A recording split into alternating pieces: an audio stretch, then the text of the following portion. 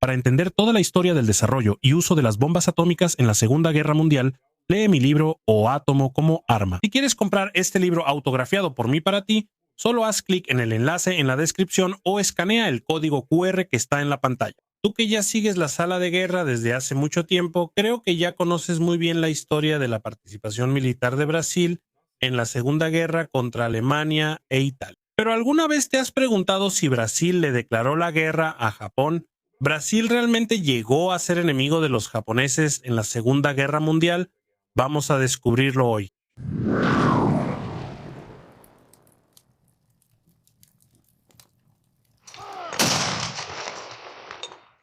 Para que podamos desentrañar esa historia, lo primero que tenemos que dejar claro es que la participación de Brasil en el sistema de guerra norteamericano era fundamental para Washington. Digo esto no por las Fuerzas Armadas brasileñas propiamente dichas, sino por el territorio brasileño. Para que Estados Unidos ganaran la Segunda Guerra Mundial, era extremadamente importante, según sus planes, tener el control de lo que ellos llamaban el Saliente Norte.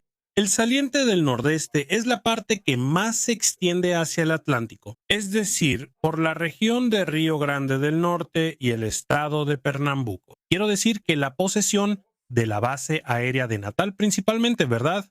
La base aérea que fue construida en Parnamirim se convertiría no solo en un punto de apoyo para las ofensivas norteamericanas en el continente europeo, sino también en un punto de lanzamiento de patrullas aeronavales contra los submarinos alemanes que operaban en el Atlántico. Por lo tanto, ganar la Segunda Guerra Mundial no habría sido posible para los Estados Unidos sin que ellos controlaran Natal y Recife. Entonces, por esa misma razón, en octubre de 1941, fíjate, mucho antes de que Brasil declarara la guerra e incluso antes de que Estados Unidos entraran en la Segunda Guerra Mundial, Brasil se convirtió en signatario del programa Land League. O sea, el gobierno de Estados Unidos ya estaba ahí consintiendo un poco al gobierno brasileño, poniendo a las Fuerzas Armadas brasileñas a recibir material de guerra moderno, incluso sin estar en guerra con nadie. Pero claro que después de ese gesto norteamericano, el gobierno brasileño se fue volviendo cada vez más cercano a los Estados Unidos. Y el 28 de enero de 1942, al final de la llamada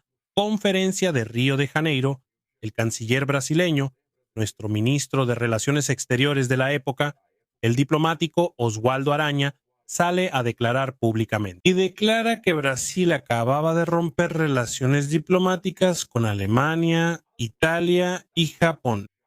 Esa actitud de Oswaldo Aranha, que puedes conocer a fondo en este video que está apareciendo en la pantalla, aquí lo ves justo después de terminar se explica en gran medida por la simpatía del gobierno brasileño hacia la causa norteamericana. Después de todo, el primer telegrama recibido en simpatía a la causa norteamericana fue justamente de Vargas para Roosevelt, pocas horas después del ataque japonés a Pearl Harbor, el 7 de diciembre del año anterior.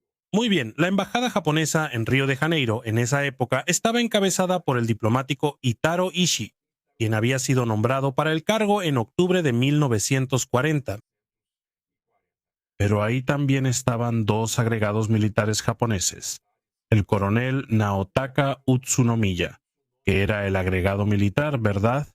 El agregado del ejército japonés, y el capitán de navío Atsuo Shigeru, que era el agregado naval japonés también en Río de Janeiro. Y esa ruptura de relaciones diplomáticas de Brasil con las tres mayores potencias del eje generó, aquí en el territorio nacional, consecuencias diplomáticas. Una serie de efectos colaterales sobre las poblaciones inmigrantes de esos tres países en Brasil, o sea, los inmigrantes alemanes, italianos y japoneses. Se observó una serie de acciones violentas contra inmigrantes japoneses en Brasil, particularmente en la región de São Paulo, donde se concentraban esos inmigrantes. Y en ese mismo periodo existía una histeria muy grande por parte de los propios militares norteamericanos, que imaginaban que sería posible, después del ataque a Pearl Harbor, una invasión de la costa oeste norteamericana por parte de las fuerzas militares japonesas. Así es, y fue eso lo que causó allá en Estados Unidos la internación en campos de concentración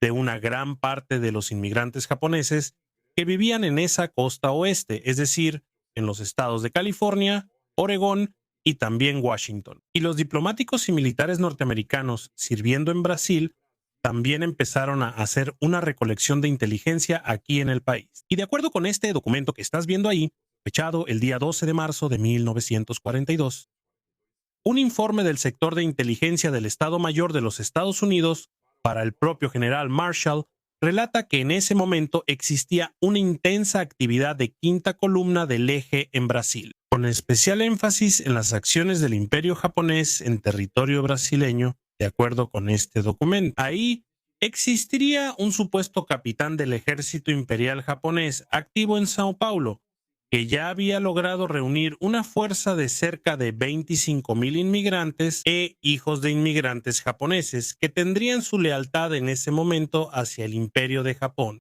y que estarían listos para tomar la ciudad de Sao Paulo en solo 30 minutos.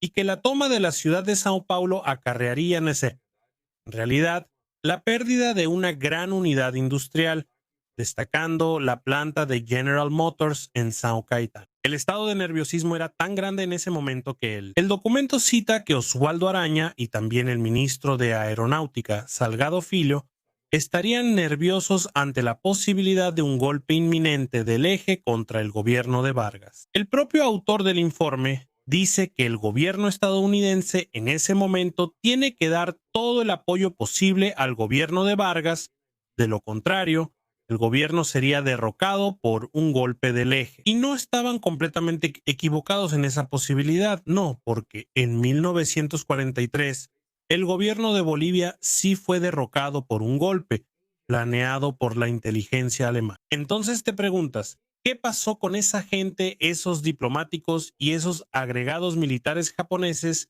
en Brasil en esos meses? Como revela el interrogatorio de posguerra del capitán Shigeru, el agregado naval en Río de Janeiro, ellos simplemente quedaron en arresto domiciliario. Pero incluso bajo ese arresto domiciliario, esos japoneses podían salir de casa durante el día. Eso siguió ocurriendo hasta el 3 de julio de 1942, cuando llegó al puerto de Río de Janeiro el barco Gripsholm, que traía desde Estados Unidos a toda la delegación diplomática japonesa, que debía ser intercambiada por la delegación estadounidense que estaba en Japón. Ese barco hizo una parada en Río de Janeiro justamente porque también venía desde Japón la delegación diplomática brasileña, que en esa época estaba encabezada por el diplomático piauiense Frederico Castelo Branco Clark. Ese barco Gripsholm entonces zarpó rumbo a África, donde el 20 de julio llegó al puerto de Lourenço Marques,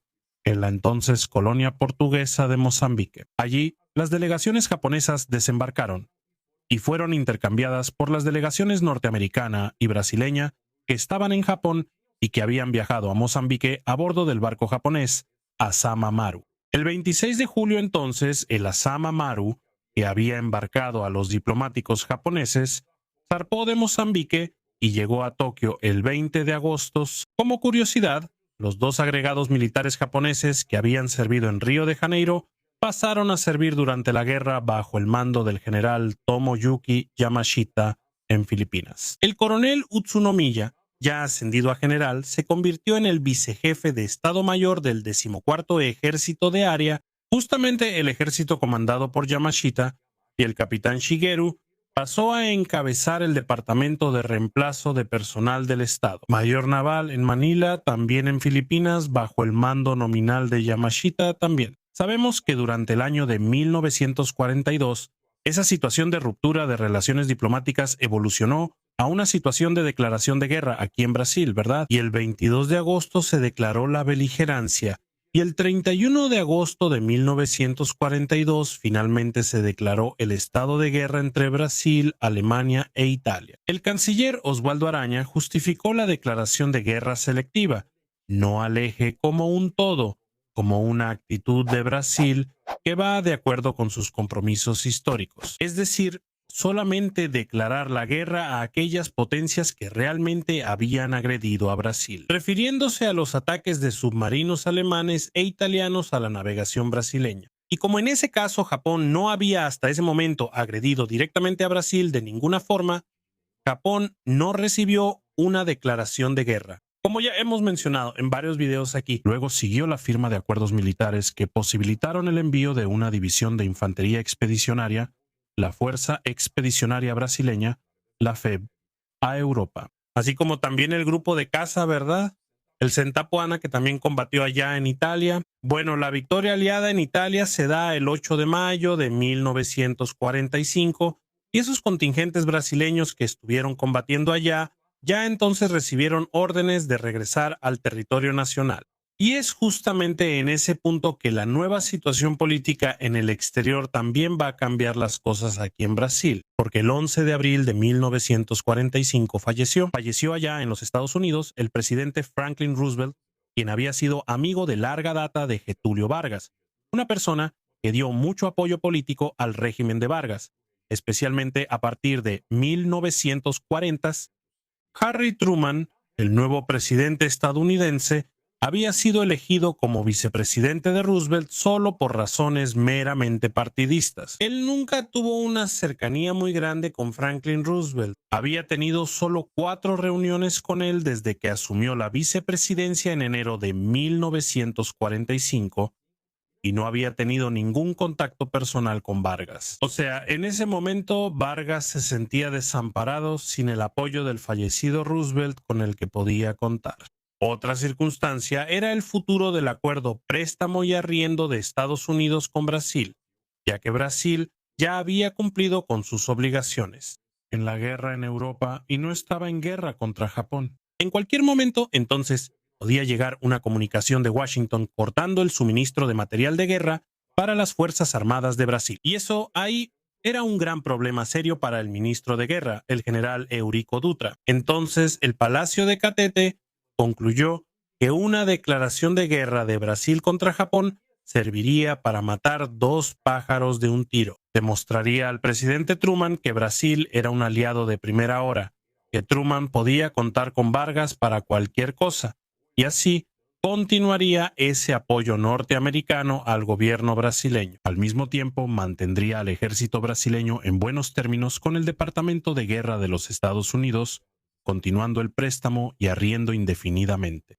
Para concluir, buena parte de los países latinoamericanos también ya había declarado la guerra a Japón. Incluso México ya se encontraba en ese momento en acción contra Japón a través de su escuadrón de combate Águilas Aztecas, que pilotaba P-47 y servía allá en Filipinas. Todo eso culminó el 6 de junio de 1945 con la declaración formal de guerra de Brasil a Japón. Y Osvaldo Araña justificó ante la prensa el acto diciendo que, dado que toda América ya está en guerra contra el imperio nipón, Brasil no rehuirá esta nueva obligación. Pero entonces, ¿esa declaración de guerra de Brasil a Japón sería solo nominal o Brasil realmente iba a combatir en el Pacífico? Y esa pregunta le fue hecha a Osvaldo Araña en el acto de la declaración de guerra por un periodista. Y el canciller respondió: bueno, no creo que ellos estén necesitando hombres allá en el Pacífico en este momento, pero estamos listos para atender la demanda en cualquier momento. Y, de hecho, todo indica que la participación militar brasileña en la Guerra del Pacífico se daría inicialmente con la participación del segundo grupo de aviación de caza. Esa unidad fue creada por el decreto número 6796 del 17 de agosto de 1944, operando inicialmente los Curtiss P-40 Warhawk que estaban en la base aérea de Natal. Pero en octubre de 1944, apenas 2 meses después de su creación, el grupo fue transferido completamente a la base aérea de Santa Cruz, en Río de Janeiro, donde los pilotos de caza recibieron instrucciones avanzadas de instructores estadounidenses. Y ahí, en una edición de julio de 1945, la revista O Cruzeiro presentó un reportaje llamado Los 33 días Pacífico, o sea, un reportaje ilustrado bastante extenso que mostraba el día a día de entrenamiento de esos pilotos brasileños que en ese momento ahí estaban siendo preparados para actuar contra el imperio japonés allá en el Pacífico. No es que ellos fueran, claro, a ser transferidos al Pacífico volando el P-40 en 1945. 45. En realidad, el entrenamiento en el P-40 era la etapa final para la transferencia al P-47, y fue justamente ese camino el que el primer grupo de caza había seguido el año anterior, en 1944, haciendo el entrenamiento en P-40 allá en Panamá, para después ir a Estados Unidos y hacer la etapa en el P-47, y dado que las águilas aztecas ya estaban volando el P-47 allá en el Pacífico, es muy posible que eso mismo fuera lo que sucedería con nuestro segundo grupo de aviación de caza. Un problema serio para el Ministerio de Aeronáutica de Brasil en esa época era justamente el número muy limitado de pilotos militares capacitados. Pero con el regreso del Centapo de Italia el 18 de julio de 1945, Salgado Filho ahora podría prescindir de otro grupo de aviación y enviarlo al Pacífico. En ese momento de la historia, la gente ya incluso esperaba que una invasión soviética de Manchuria fuera a suceder. Ese hecho fue Natomigome incluso reportado en periódicos brasileños, como puedes ver en este video que aparece aquí en la tarjeta, pero nadie tenía información sobre la bomba atómica ni cómo podría afectar los acontecimientos a corto plazo en la guerra contra Japón. Entonces, en aquellos días en que la revista Cruzeiro publicó ese reportaje de los 33 del Pacífico, sí existía una posibilidad bastante alta de que esos hombres terminaran allá en el lejano oriente. Pero entonces tú me preguntas, ¿y dónde exactamente iban a combatir esos 33 pilotos brasileños del Pacífico? Bueno, existen algunas posibilidades. La primera de ellas sería combatir en Filipinas, donde las águilas aztecas ya estaban combatiendo. Y el 14º Ejército de Área, ¿verdad? El comando de Tomoyuki Yamashita todavía controlaba una gran parte de la sección norte de la isla de Luzón. Pero como el primer grupo de caza brasileño ya se había mostrado como una unidad extremadamente eficiente en los combates en Europa, también es posible que ese grupo brasileño de caza fuera llevado directamente a Okinawa, que sería la base logística para la invasión de Japón, que ocurriría en los últimos meses de 1945. La invasión anfibia de Japón estaba prevista para ocurrir en dos fases. La primera de ellas, llamada Olympic, programada para noviembre de 1945, debía tomar la isla de Kyushu, esa isla más al sur de Japón, y en marzo o abril de 1946 se llevaría a cabo la Operación Korone con la toma de la isla de Honshu, la isla principal, la más grande de Japón. Entonces, dependiendo del cronograma de entrenamiento en Estados Unidos, esos pilotos brasileños podrían estar basados tanto en Okinawa como en la isla de Kyushu. Pero para entender cómo fue que la guerra terminó rapidito con el uso de las bombas atómicas, aquí les dejo la recomendación de leer mi libro O Átomo como Arma.